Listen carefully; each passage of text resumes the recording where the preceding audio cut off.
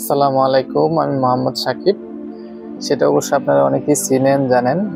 আজকে আপনাদেরকে নতুন একটা কিছু দেখাবো। দেখেন ওট, দেখেন আমার এক বড় ভাই ওটটা ধরে দাঁড়িয়ে রয়েছে।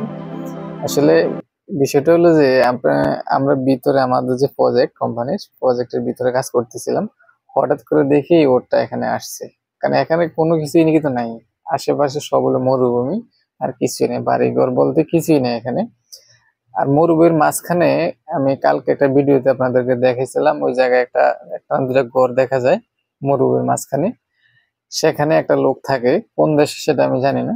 যত সম্ভব আহ, ওই ওই জায়গায় একটা মাজরা আছে, মাজরার ভিতরে যত সম্ভব এই উটগুলা থাকে। হ্যাঁ, আমি ধারণা করে নিছি হয়তো এটাই হইতে পারে। দেখেন এই মরুভূমির ভিতরে কতটা অসহায় একটা প্রাণী, আপনি দেখলে খুবই মায়া লাগে। আর আল্লাহ এদের এত সভ্য শান্ত করে দুনিয়াতে পাঠাইছে। দেখেন এই লোকটা কিন্তু কোনো সময় ওর দেখে নাই, এখানে আসছে, ওরে হাত দিয়ে ধরতেছে, ওর কাছে যাইতেছে। একবারও মনে করেন যে ওরে মানে নীরব, একদম নীরব ভাবে দাঁড়ায় রয়েছে, এক ডিস্টার্ব করে নাই যে এক লাথি মারবো বা থোতা দিয়ে বাড়ি মারবো বা ডুসা দিব, তেমন কিছুই করে নাই। এটা নীরবতা দেখে আমি আসলে খুব মুগ্ধ হয়ে গেছি। এই বড় ভাই বললো যে ওনার খুবই ভালো লাগতেছে, ওনার জীবনে নাকি কোনোদিন উট দেখে নাই, এই সর্বপ্রথমে ফার্স্ট সৌদি আরবে এসব উট দেখছে।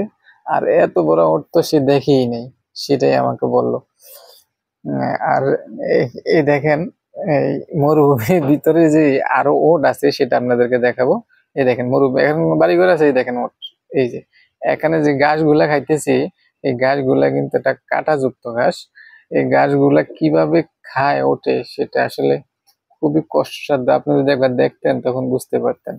কোনোদিন যদি কেউ যদি সৌদি আরবে থাকেন, যদি এরকম দেখে থাকেন, তাহলে হয়তো তারা চিনতে পারবে। দেখেন, এই দেখেন এই যে উটগুলো, এই দেখছেন, এরই একসাথেরই উট, কিন্তু এই উটটা আমাদেরকে দেখে এখানে দাঁড়িয়ে গেছে, আর বাকি উটগুলা চলে গেছে মাঠের ভিতরে। যদি আপনাদেরকে আমি জুম করে দেখাইলাম, ওই যে অনেক দূর।